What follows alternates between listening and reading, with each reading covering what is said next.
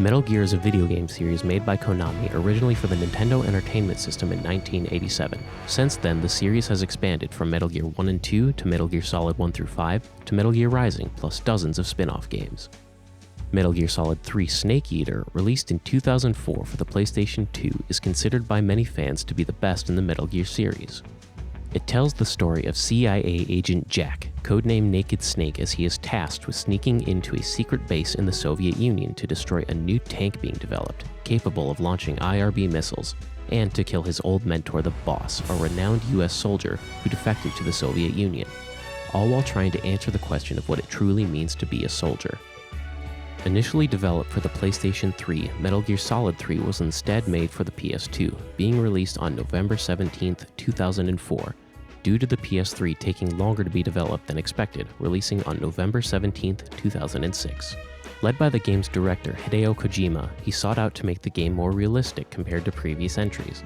To do this, Snake Eater starts the player off miles from civilization, having them work their way through the enemy base camp. Whereas in past Metal Gear games, the player would start off either close to or already inside the enemy's base. This, however, turned out to be a large obstacle for the development team. In an interview with Hideo Kojima back on January 8, 2004, when asked, how is making outdoor levels and has it influenced gameplay in ways you would not expect it? He responded, it's very tough to do. Since you're in the jungle, there are no flat surfaces, so the whole collision thing, walking above these rocks and mounds, is really tough.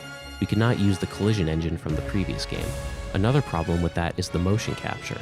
Setting it up so people can walk over these mounds, that's a big problem we have to overcome in the next few months. Have you ever played Metal Gear Solid 3, and if you have, what is your relationship to it?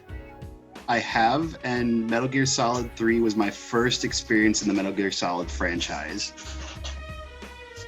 And it's, I think, by far my favorite so far. When I play video games, I'm a sucker for background information and lore-wise, and Big Boss is a very large part of the Metal Gear franchise. So just being able to see where he comes from and just how far he has to fall in later games, and it's just wacky and quirky like all the other Metal Gear games, and it's over the top, and I think I really appreciate that. Video games have always been a part of my life since as far back as I can remember. They've helped me connect with most of the friends I have today, they've always been a way for me to relax and have fun when I'm stressed, and for a while they inspired me to want to be a game dev. Over the years, I've come to have a deeper understanding and love for the media. Being a kid, I had two piles of games. I like these, and I don't get it. Now, I'm able to talk about the lore behind a game, know about fascinating parts of a game's development, explain why I find it all so interesting, and how it makes the game's experience even better. For example, all of Ocelot's ridiculous gun spinning was done with a real actor using motion capture. For some people, video games are a simple time waster, or a thing to do when you're hanging out with friends, while others consider it more of a hobby, something to set time aside for. And both are completely valid ways of enjoying video games. What is your relationship with video games? Your interests, connections, and so on? I currently teach courses in game development and making video games. And I grew up playing a wide variety of video games. My first system was regular Nintendo NES. I had friends that had earlier systems like Ataris, and I played PC games in the late 80s, 90s on through. Right now I play some games on my computer, and I own a PlayStation 4. And I play a lot of mobile games too. So I have been playing video games from a very early age. I want to say I was 3 years old when I first played my first video game. It was the PS1, my sister's PS1. We would play like the Jurassic Park fighting game, or like Grand Theft Auto. I know that's pretty bad for a 3-year-old to play, but we would, and I didn't know what was going on. I'm just going around punching people. And when I was 4, that's when I got introduced like to the Game Boy, and that really sparked, I guess, my own personal interest in video games when I had my own system. So I had my own little Game Boy, and I've been playing video games ever since. With a video game, every person's playthrough is a unique story. Even if the main storyline is the same, the journey for each player in between each crucial plot point is their own. One person may take a certain route and die 4 times, going from point A to point B, but another person might go a different route and only die once, starting and ending at the same point. Both players were given the same route with the same obstacles, but the first player chose to rush through the area, alerting the guards and having to fight their way through, while the second player chose to slowly sneak past the guards, avoiding them altogether. And neither of these players' options were wrong in their approach, as they were both able to make it to the end. This is especially applicable with games that have no main story. Games like Animal Crossing, Tetris, and Dark Souls, where you're free to come up with your own story and goals, be it through making the perfect town, beating your high score, or picking apart the small pieces of hidden lore spread out through the game. Why are video games important to you, and what do they mean to you? They're probably, I'd say, the best form of media. They just combine like what you normally would see in like a movie sometimes, but makes it interactive with stuff like Uncharted. It makes it more engaging to the person who's experiencing it, which is something that a movie could never do because you can't actually interact with it. So that's why I think they're different and they're special. Well, I guess at its most basic level, like, it's entertainment for me. If I don't have anything going on, I would much rather play a video game than watch something like Netflix or throw on the TV, because it's interactive. Like, I can be doing something, I can be accomplishing a goal because I'm a goal-oriented person. And what do they mean to me? A lot, I guess, now that I'm really thinking about it, because probably more than half the people I know, I have met through connections to video games, either by playing them with them or talking about them with other people. So I would say they have a pretty significant meaning to me in that regard. Video games are an important form of media, and they can mean different things to different people. With a book, the story takes place entirely within the words on the pages and within your imagination. With a movie, you're given all the visuals needed to understand the story. With a video game, you get to follow your own path throughout the story presented to you. What do you think of video games as its own form of media? As in, why are video games special in a way similarly to how movies are special? I mean, video games you're controlling it. I mean, I think that's the key piece, is that you're controlling it, and so you're completely there.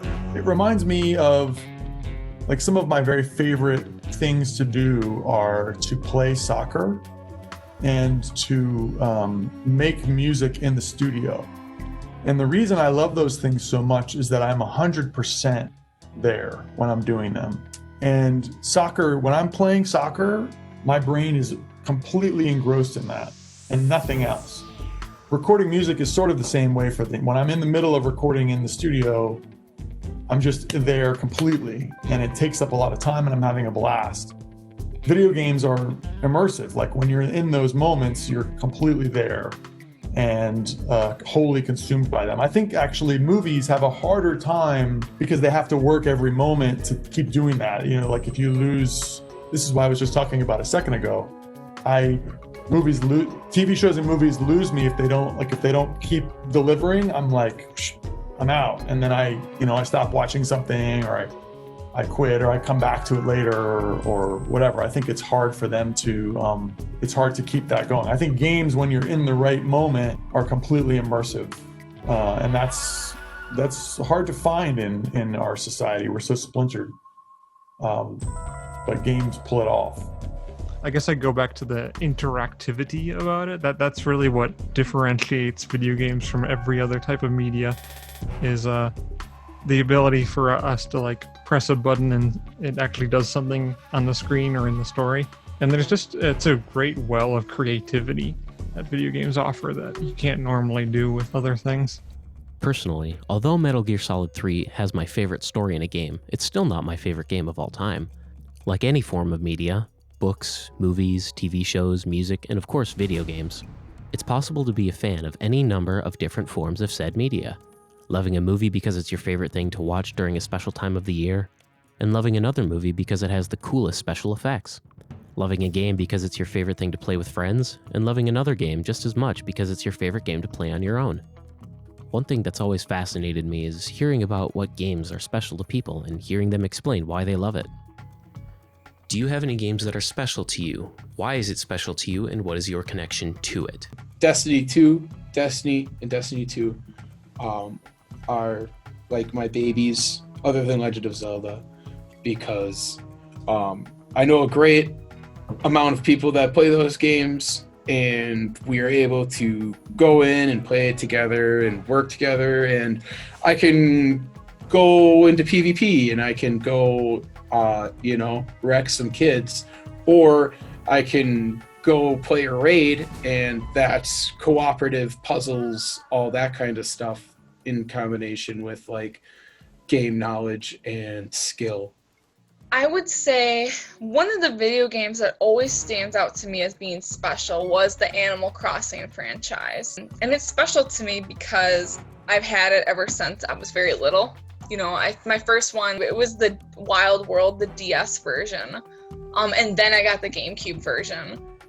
And it's special to me because when I was little, I felt like I really had friends in the game. All your villagers come and talk to you and like say cute stuff, and you like exchange clothes and different things like that. It's very cute. It's very fun. And it feels like you're actually like bonding, I guess, with these NPCs, my bad. You know, it's still important to me today because I just kind of love the aesthetic of Animal Crossing and the sense of it's like your own world and you can do what you want to do. Even though it's not like an open world game, you have your own set little, well, in the most recent one, island, and you can do whatever you want to it. It's very customizable and engaging. Admittedly, I play a lot of video games more so now that the pandemic has started, and mainly because just like everyone, I need some time to decompress and escape from being stuck at home and not being able to socialize. I've lately been playing a lot of League, and I think like just this summer alone, or summer into the fall, just since March, I've played 14 days worth of League, which is comparatively a lot more than I used to before. I used to play a lot of Overwatch on my PlayStation 4, and then some mobile games. I like co-op style games or multiplayer games because I think I tend to gravitate toward them. I'm not really sure why, but I'm really into that. And when I'm trying to kill time or sitting around somewhere, then I'll play some mobile games. And I really like to play Clash Royale or Brawl Stars. I think those are fun too because they're multiplayer and they're similar in character base and stuff like that. Probably Legend of Zelda Wind Waker for the Nintendo GameCube. It was the second or third game I ever played, and to this day it just remains like one of the most fun games that I can possibly play. I can pick up and play it at any time. I don't know, just like the cartoony feel of it, the sense of exploration with the gigantic ocean. It was something completely new to me. For me, it was a benchmark of what video games can be, and something I still compare them to today. And it's just nostalgic and fun. It's just lighthearted, and I appreciate that. To sum up, video games are just as important as a storytelling media as books are, or TV shows or movies. Any of these medias can tell a story, but with a video game, you directly interact with the story. You decide how a mission is carried out, you decide what path the story will take, you can even make up your own story and goals. While a movie can tell you a story within 1.5 to 3 hours, a game can last anywhere from an hour long to multiple days long, with some games offering infinite replayability. Not only that, but games can mean different things to different people. Anything between a casual way to waste time on the bus, to spending hours playing with your friends, to grinding for days just to fulfill a difficult quest, and anything else beyond that. Video games are important to me, and to so many others. Everyone's experience with any given game is their own special story to tell. As the gaming industry progresses, I'll always look forward to the new stories that are told, the new experiences that are given to us, and the new ways to tackle those stories and experiences. Because with an interactive media like video games, the possibilities are endless.